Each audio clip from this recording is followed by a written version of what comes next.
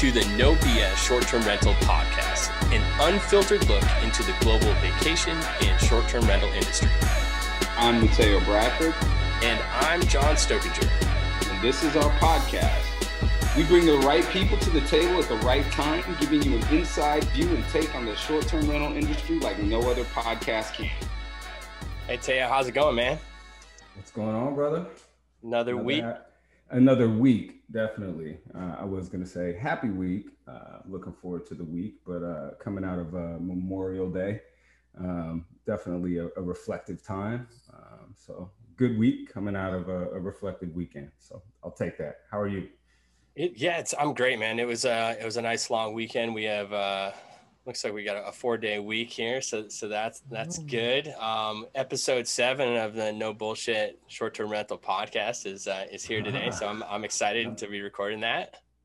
7's a good number. Seven's a good number, and walking into that, so that means special episode, special guest. We got our first international guest. Happy to introduce the dynamic and wonderful Noelia Novella from DOINN, coming to us from Spain, right? You are in Spain right now, right? You're home? I am in Spain, sure. In Spain, definitely. So super dynamic CEO of a great company, and an industry insider. No one knows the European market like she does, and so happy to have her on, have her perspective. And I'm just excited to have a conversation to find out what's going on, because I miss traveling. Even with the local traveling that we've been doing, it's just not the same being able to get on a flight and go internationally and see people, internationally, and get a flavor of what's going on in the industry, from a global perspective. So super excited you're joining us today. Thank you so much for coming on. We're happy to have you. Thank you for inviting me over. Come on, sure. Yeah. And it's also a great week for me because it will be my birthday tomorrow, and nowadays we have to be glad to be alive. So yes, it's not that we are getting older. That part is not that nice, but yeah, we are here, right? So a special week as well for me. Oh wow, that's right. Celebration. Happy birthday. Right. What are you I think you're 28, 27, right? That's something like that. Okay. That's good. That's when I press the pause button. It's eternally 27. It's just no more. There's no more aging. There's just what we call seasoning, I guess, a little bit. That's where a little bit of that comes from, but it's all good. What I can tell you is Mateo is 1 month older than me. So there you go. Very true. Very true. We're all right about then. If Mateo's 1 month older than you, we're all 27. There we go. We're all right there together. That's good. So talk to us about, so you're in Madrid? Mm-hmm. Okay, so you're in Madrid, and tomorrow's your birthday. And for those of us that are listening, and the majority of our listeners so far are here in the US, where obviously this is a global show. This is a global look on the short-term rental industry, and we're expanding. We're hoping this helps. But tell us, the US listeners, give us a glimpse on what it is like today, after COVID or still during COVID. What is just normal day-to-day like? Okay, maybe I'm gonna start explaining what we do, so people knows what we do have so much data. We are the big brother. No, we are not the big brother. We are providing with cleaning services to vacation rentals, right? And we synchronize calendars. So that's how we got a quite good vision of what is happening for real, not reading in the newspaper, but for real. And things look good. Finally, they look much better since a week ago or something like that. No, obviously the summer was already pretty much fully booked. But they just opened some of the restrictions a week ago. So even nationally, we can feel a lot of movement. If I have to describe how's the situation, we don't really know what is going to happen. They say this today and tomorrow they say another thing with regards all the tests, right? we are not allowed to travel without having a negative PCR, what makes a huge difference in terms of budget. Because if you are traveling to Paris, what is like 40 euros return ticket, but you have to spend 200 euros in a PCR test, it makes the whole difference. And when you're thinking to travel with the whole family, it's just brutal, right? So I still think it will be a lot of national traveling because we don't know what is going to happen. But the day they will say, and they will say, there will be a point that will say, okay, people that is vaccinated, they don't need a PCR or whatever, the tests are not necessary, then a lot of European movement will start happening. Not yet Asia, for example, maybe some United States, but more because of what Mateo was saying, that people is willing to meet our friends, right? It's more about that it's not the traveling to make tourism, but more for meeting people. When we think about the United States traveling, also a lot of the events are starting to be more real. There will be one for our industry in Malaga in November, and people is like, yeah. I mean, I mean, don't tell me a lot of things. I mean, whatever any reason is good for going to Europe and going to Malaga. So people is quite excited about that. We also have the International Tourism Fair 2 weeks ago. It was like 25% of the normal amount of people, but still, we were so happy to see each other, and we were there, right? Because some people die, some people got fired. So the ones that we are still there is like really good to see each other, really, really good. So yeah. Yeah, we saw that a couple weeks ago at VRMA, down in Destin, and it was for us. It was interesting to really be a part of the first in person event. I think what do we have, John? About 200 people there, and mix of vendors and managers. But that the overwhelming feeling was like it was just great to see familiar faces in person. Even if it wasn't just people, even if it was the people you expected to see, it was people that you were familiar with, and some things changed, but a lot of things were a lot of the same faces, in the same places. So that part was very good, and I could see that trend traveling. I see that trend continuing as conference season approaches. We have more and more on the horizon here locally. Internationally, it's going to be interesting to see how that opens back up. Be interesting to see what happens in Europe now that Americans are their U.S. is able to come back over there, and what those restrictions are, and are we going to have to show our vaccination cards? Are there going to be vaccine passports? What is that going to look like? But maybe there's another country like Mexico that decide that who cares, right? I went to they, Mexico 2 months ago, 3 months ago, like, no, you don't need to do anything. Okay. well, that's where everyone from the States has been going to Mexico. So everyone that I know that's I been like, I noticed. gotta get it out of here. Yeah, they're like I really noticed Cancun, that. Cabo. Yeah, they were all there. They didn't care. But it's interesting because you look at how we're traveling here in the U.S., right? Like you can pretty much go wherever you want within the United States right now. You don't have to show a test. You still wear a mask when you fly, but the vaccination numbers for the most part are upwardly trending, and so people are feeling comfortable enough around that to either police themselves accordingly, or because of the vaccinations they've received, it's opened up. But that's an interesting question. Like, what is that like in Europe right now in terms of vaccinations and people's comfortability? Because we still have people fighting on planes, but we still have massive amounts of people that are traveling, and no one's showing their vaccination card. Mine's locked in a safety deposit box, but I travel where I want to go, and no one's asking me for it. What do you see on your side? Like, what's going on in Europe with that? Yeah, the irony here is that if you travel by car, what is pretty easy, right? At the end, Mm-hmm. it takes me 10 hours to get to Paris, or less, depends who's driving. Yeah. But Fair. how many tickets I want to have.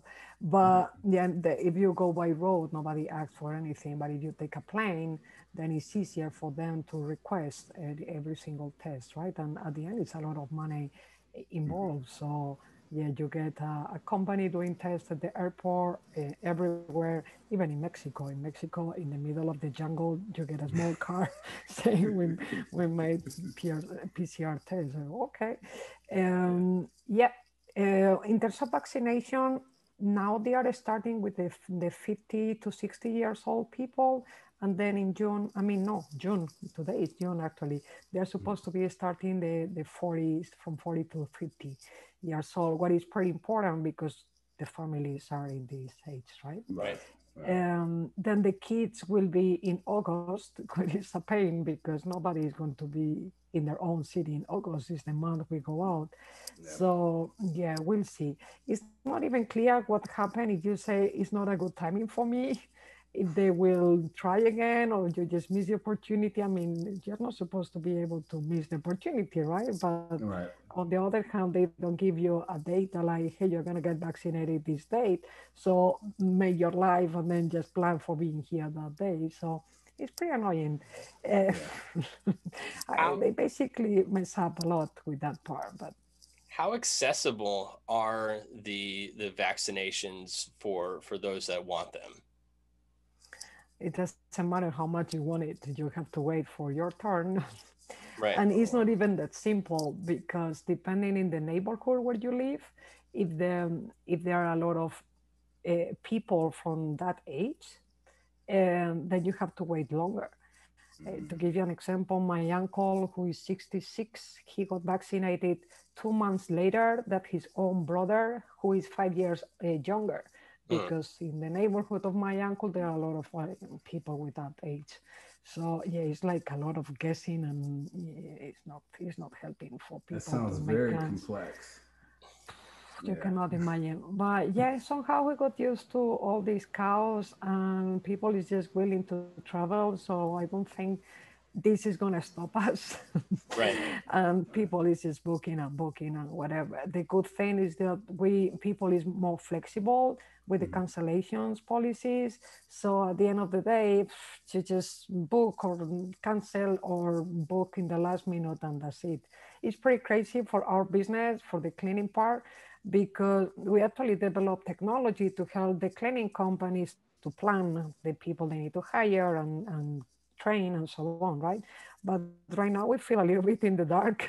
We cannot use any year-over-year data, and we see a lot of movement in terms of cancellations and new reservations at the very last minute. So yeah, it's just a new challenge. We'll manage. Tell us a little bit about DOINN. How many cities are you in today? And what exactly are you offering? And the reason I ask, because especially here, and I'm not sure if it's the same internationally, but here in the US, like we have such a shortage of workers, especially the working class workers, to fill in these housekeeping spots, especially in the maintenance, and we're seeing that from hotels all the way through the short-term rental space, because our government has gone and thrown so much money at these people to not work. And it's easier for them to not work, and they make more money not working. And until that dries up, which is hopefully sooner than later, there's a real shortage of workers. So what exactly are you offering to vacation rental companies, property management companies as a service, and where are you located? Yeah, the funny thing, we have the same issues all over the world. It's just easier for them not to work, right? It's a complicated industry indeed. The main difference is that in Europe, the hotels don't want to have their own cleaners anymore, so they outsource this kind of cleaning of services. And then you have companies that the only thing they do is to hire cleaners, to train them, and to be able and to do as much as they can to keep the talent. And it might sound funny, but there is a lot of talented people here that is good for everyone to keep in your own company. So these kind of companies are becoming more and more professional, more and more fresh or startup mind or whatever to keep the people. What we do is to create the technology for this to happen. Okay, cleaning companies are not very tech savvy, And from the vacation rental point of view, what we expect them is to log in 5, 6 different PMSs every day, do the extraction of the jobs, from that to make a planning and make things work. Yay! It doesn't work. It wouldn't work even for me, right? So where we are is a hub of all these different PMSs. So the only thing that the cleaning company has to do is to log in, and they see that tomorrow they have 85 services to be done. And our platform is able to recognize who was the last cleaning doing that service in that apartment. And so it will be pre-assigned to that person.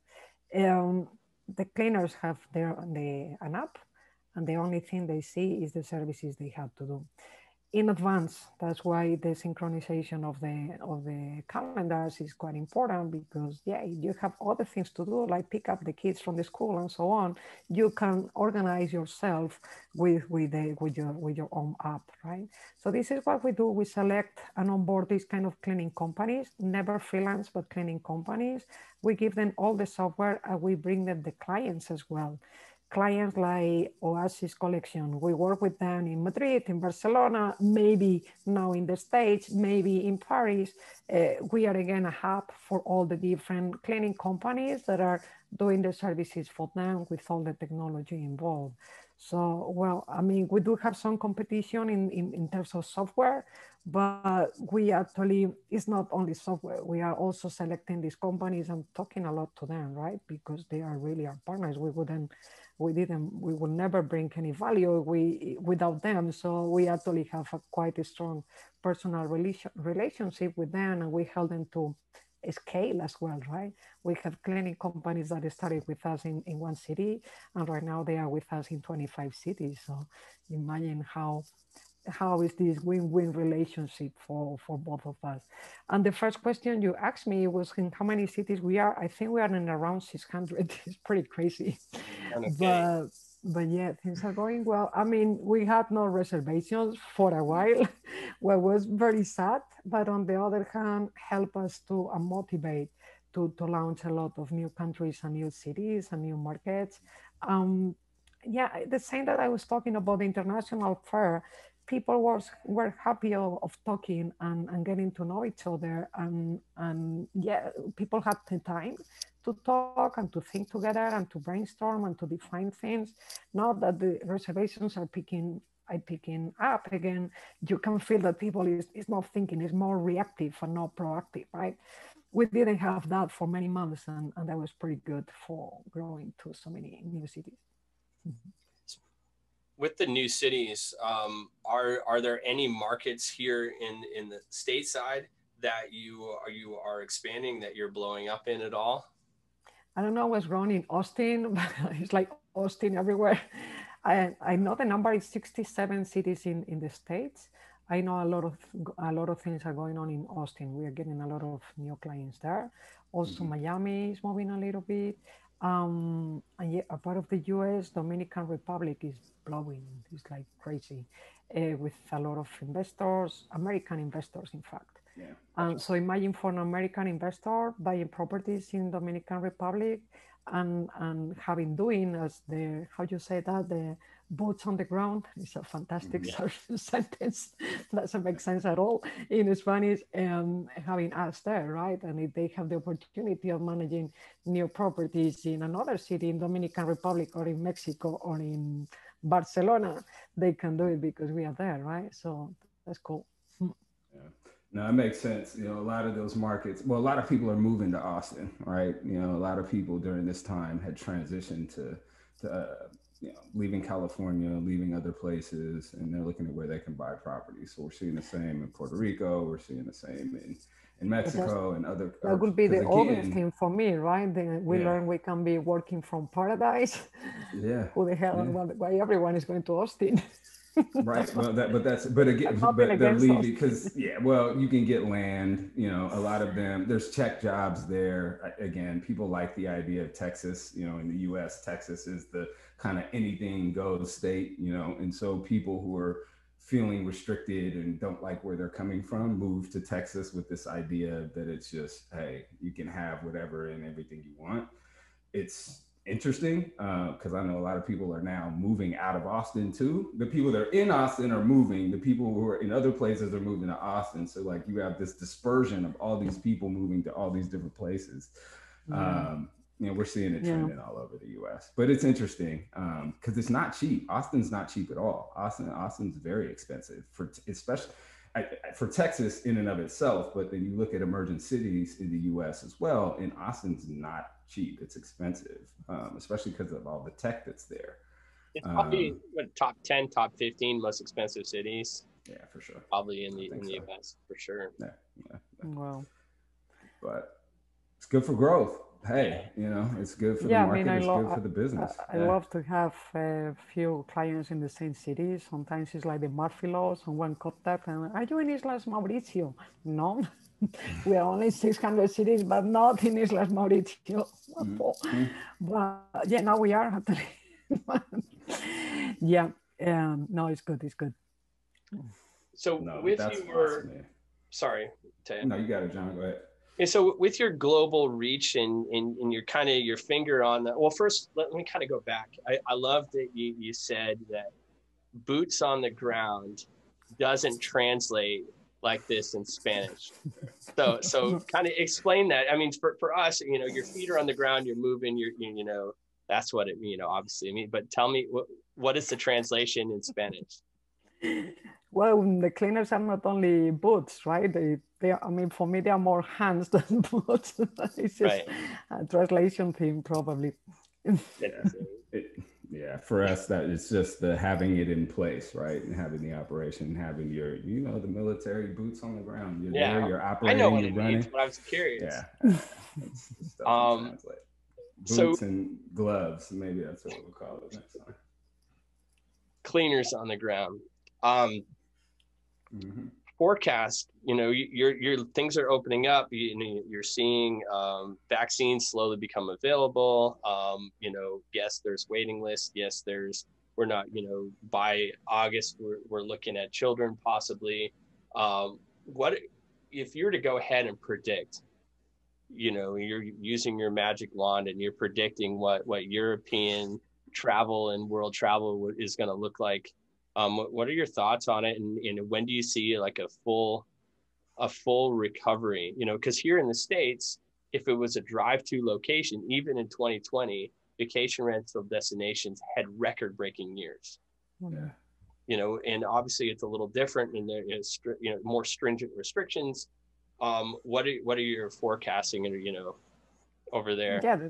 The thing is that if we only take in mind the national tourism, it's not the same for China that for Spain, right? Because we depend a lot of foreigners. So with national tourists, it's not enough. Yeah. The good thing is all this remote working that is helping a lot to Spain.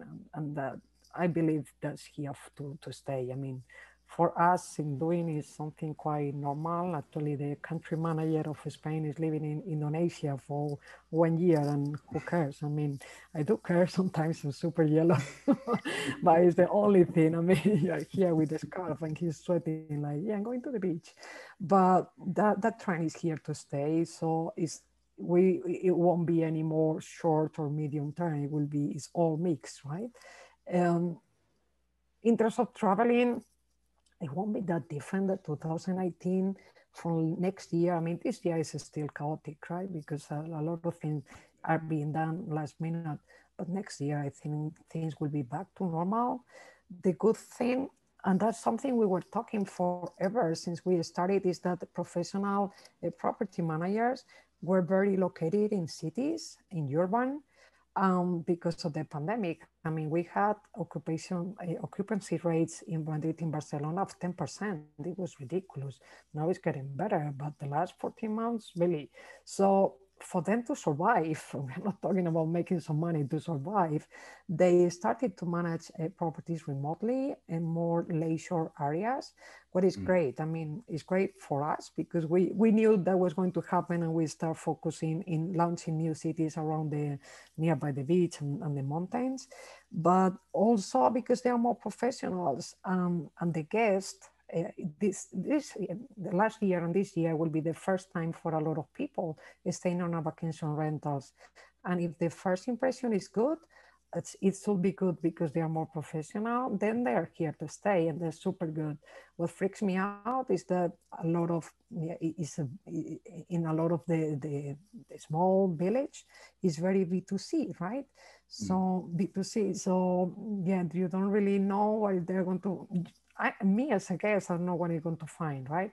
And then if the experience is not good, it's going to affect the whole industry. So that's the part that freaks me out.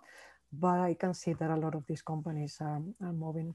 And yeah, I mean, a lot of multi-units, all these Sonder, Cozy Group, and so on, and are arriving and doing probably a good job here in Europe. More focus in corporate right now, but still available for vacations, urban vacations. Yeah, it won't be that different to the previous year. It's probably just less B2C, more professionalized, what is supposed to be good. Supposed to, right? Because on the other hand, it was always beautiful to see a grandmother making some cash by renting a bedroom and so on, right? That's also beautiful from our industry. But yeah, that won't happen that much. And it's becoming more and more professional for good and for bad. Yeah. Which is interesting because you look at the U.S. markets, right? Like we had the opposite. When you think of traditional vacation rental, it's mostly the leisure destinations where you have professional management, right? And in the cities here, you have more of the individual host or Airbnb, type of Airbnb or short term, that type of short term rental, and there's still not a lot of professional management, and we see kind of this split within the industry, right, where we have the urban leisure managers, the largers, the Vacasas that maybe dabble in a little bit of both with the Sonders, and then other kind of aggregators that focus on the urban, and the urban suffered, right? We saw a lot of the urban managers suffering in the US during the pandemic, but it was the leisure locations, right? Anywhere that was kind of in a 2 to 3 hour driving radius of any major metropolitan city was thriving in that space. And so it's interesting to see the contrast of like how that is in Europe and how that is in the US. But it's I think you're right though. I think with the change in how people are traveling for work is really going to blow up how we categorize the industry, right? Like it's not going to be just short-term rentals anymore. It's going to be this broad range of whatever fits. And I think you're going to see trends changing, right? Because now people can go with their families and spend a month somewhere or spend 2 months somewhere if their job allows it, if the schools allow it. For me, the part that is missing are still the schools, right? And I had that talk the other day with one of the builders in Dominican Republic. I mean, there are a lot of possibilities to work remotely, but still you cannot find good schools in a small village. So that will change. For example, in Spain, it's forbidden the homeschooling. Otherwise, it won't be that complicated, but it's actually illegal. You have to take the kids to school, right? So either we change the whole law or it's going to be complicated. I remember even Brian Chesky talk about a new kind of guest that is this kind of professionals that are working remotely, but actually like 1 week per quarter, they spend and that week in the city where they have the headquarters of their office. So that will be again short-term rental, but it's not the same that the couple visiting Madrid or Barcelona for the weekend, right? So yeah, a lot of things are going to change, but we'll see. Maybe we are just so tired of this pandemic that we just want everything to be as it used to be. We forget about the whole change. I don't know. I think people is starting to feel tired of living in small cities. Now that the restaurants and the clubs are starting to open in Madrid, I'm talking about Madrid, is the city I know the best, right? But people is like, yeah, I miss that part in Madrid. Maybe we move again in September. Yeah, I mean, for how long someone that is very urban, for how long can they stay living in the countryside, right? I mean, I couldn't. Definitely not. I agree. I couldn't do it. Like it'd be good to transition for a little bit of time to get away, but I'm one of those people that's gonna miss the hustle and bustle of the city. That's gonna miss, being in. And again, especially if you're not forced to be in this place, right? Like you're not saying, "Hey, I'm in this vacation spot because I don't want to be in my cramped space where I can't go anywhere." Like I just want to be able to be flexible and move. Once that barrier is taken away, I do think we'll see a pushback to Yeah, what be the people. same. But again, it's going to change, right? Because whatever was before is still going to be very much so different, even in the urban settings. So, but we'll see. We'll see. I mean, right now Yeah. we used to be in the Google campus, and Mm-hmm. Google is still closed all over the planet. So it will be closed at least until September. So Mm-hmm. yeah, right now we have no choice. I mean, we could rent something else, but it doesn't make sense for us anymore. But the day they open, I mean, we are all willing to see other faces, right? I mean, I've been working from home for 14 months. Yeah. And then honestly, not as done as to pay for a new office and so on, but the day the Google campus is open, yeah, willing to interact with other people face to Yeah. face. Hey, it's I like it. I like it like this as well. Okay, but it's nice to To have touch the people. balance, right? Yeah. Yeah. Of course. it was it was super interesting because I hadn't seen Mateo in person for over a year and a half, and then we were both down in Destin, Florida, in the Panhandle there for the VRMA event. So that was pretty nice. I mean, sometimes I just prefer to see him through a screen. I don't have to see him face to face, but it was nice this time to see him face to face. Oh, John. I know. Hey, Noelia, you mentioned Google, and a huge thing that happened in the news this last week was Google announced a combined the vacation rental / hotel search product that they just pushed out. What are your thoughts on that? Do you think that's going to be a super positive thing for? I mean, I think it's positive for our space, but what are your thoughts on it? It's positive for property managers, probably not that positive for Airbnb and for the OTAs. But I mean, we all knew it was going to happen, right? It hasn't been any surprise. Yeah, the idea of everyone is to have this super app, right? You can do everything from a super app, and it is working. In fact, in Asia with Grab. Yeah, I don't know if there is anything else, Mm-hmm. but yeah, I mean, if you think, I read once that people goes to Google Map 8 times per day. I probably do it more, like all the time. So I mean, it is really super handy, and obviously Mm-hmm. you save the money of the OTAs. How to get promoted in there? We will see what is Yeah. cheaper. I mean, right now it's clear, but in a medium term, it won't be that cheap anymore, right? Yeah, it's nice. I mean, it's nice for me as a guest to just to look around whatever near me. It doesn't matter we are talking about restaurants or hairdressers or Right. vacation rentals. But obviously Airbnb not only bring that, right? They are pretty good creating a community. We even use their name for vacation rentals, right? Right. But yeah, they kind of got lost with a few things, and I've been saying forever that they're a prop tech company and not a travel company. No, Mm-hmm. it's not travel tech, it's prop tech, right? Mm-hmm. I think yeah, for Airbnb it will be so easy to start renting long term, but like really renting long term, selling apartments with all the P&L, right? Right. of the years over years. They have the nice pictures, they have the video, they have everything, right? So Mm-hmm. they will, I would say they will probably move in that direction. And obviously Google is being Google. It's nothing new. Yeah, no Yeah. surprises here. It definitely wasn't surprised. I like the idea. I mean, we knew it was all coming, but I really like the idea of just being able to go and search, and then to kind of, if I just want to go ahead and turn vacation rental on or off and only look at VR space as opposed to the hotel space, it's super, super simple. We all travel a lot for work, and being able to go ahead and, I'm always comparing Google to whatever my app is I'm supposed to make my flights through, just to make sure I'm getting Exactly. it. So we're all, cross-checking, double-checking through Google all the time anyways. It just seems like the natural transition. And the day they decide to integrate our API, There you go. then the guests will be able to book a cleaning service whenever they feel like, when they are on holiday. So it will be great. As Airbnb hasn't integrated our API, oops, there will be someone else doing that. Brian Come Chesky, on. no, Brian, I think it's but going really, to bring it's up so something. obvious.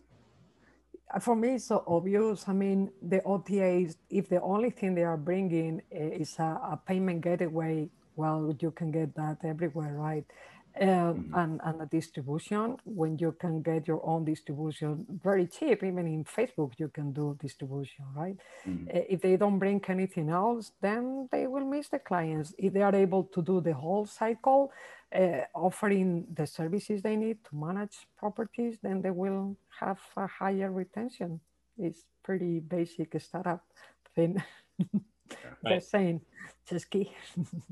I think it's interesting too. I mean, you have to look at what Google brings also, like a global reach. No one has a net effect on everything that you're doing like Google does, right? And that's going to be interesting to see, especially from the business side, right? How are property managers going to play into this? How is the book direct movement going to play into this? Is it going to level the playing field?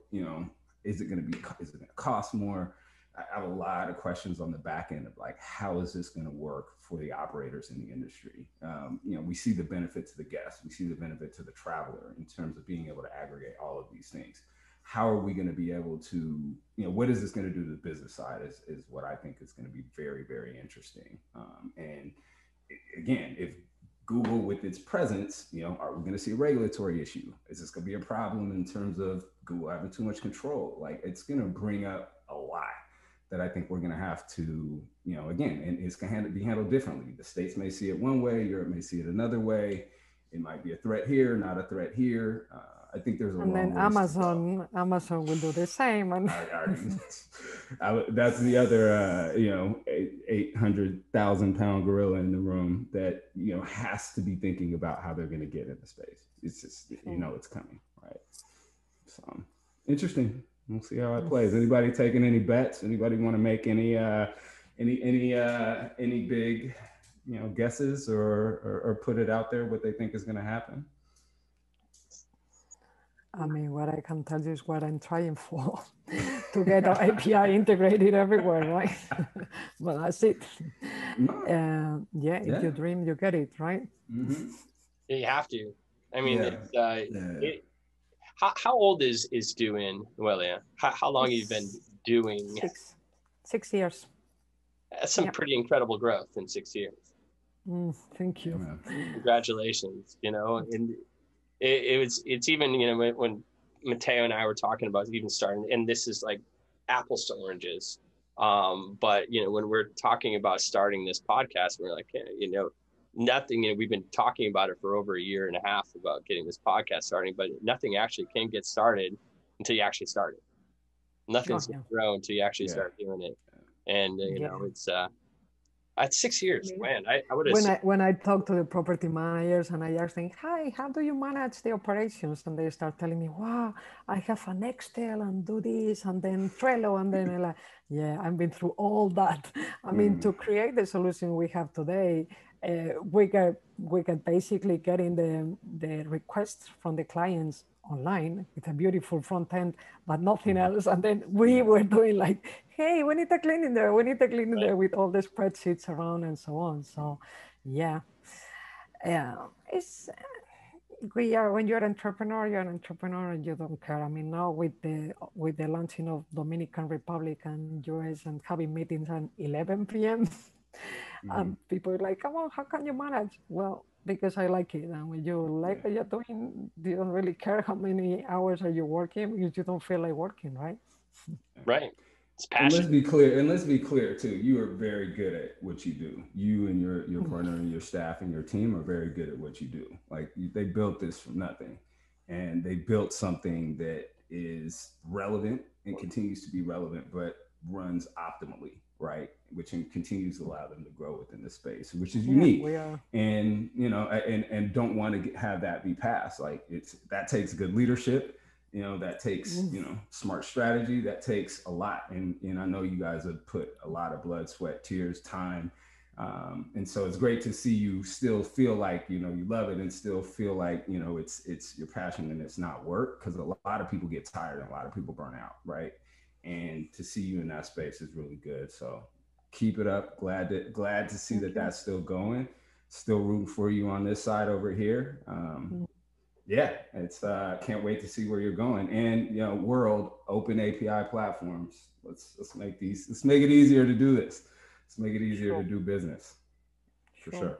Finally, people understood that together we are stronger, and yeah, it doesn't make sense to be making a sales effort everywhere to the same people while we can work together and to bring a complete solution, right? So yeah, working on that. Just takes time. Yeah. You gotta kind of show them what the end result first, and to convince them, because not everyone else can see the. For Airbnb, I have a mock-up that is impressive. I mean, it's so good. You can really not feel it's a mock-up. I actually, there was a point I put something like a mock-up or example. I wrote example like big letters because it really looked like Airbnb. Asking if they wanted to automate the cleaning services. But yeah, I mean, there is a huge human resources rotation everywhere, and that is not helping at all. I mean, there was a point for me in Airbnb that I was feeling like, yeah, every time I was talking to someone, that person was getting fired next week. I'm not talking to anyone else. But yeah, I mean, Churn. I mean, that's an interesting point. I mean, churn is such a huge problem in not just our space, in any space, hospitality and abroad right now, because I think there's a term, and we should definitely do a future talk on it, where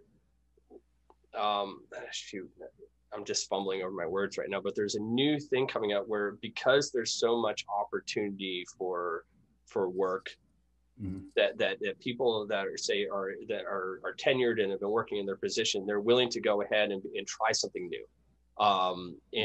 So that churn was a real thing anyways, especially when COVID hit and everyone was downsizing.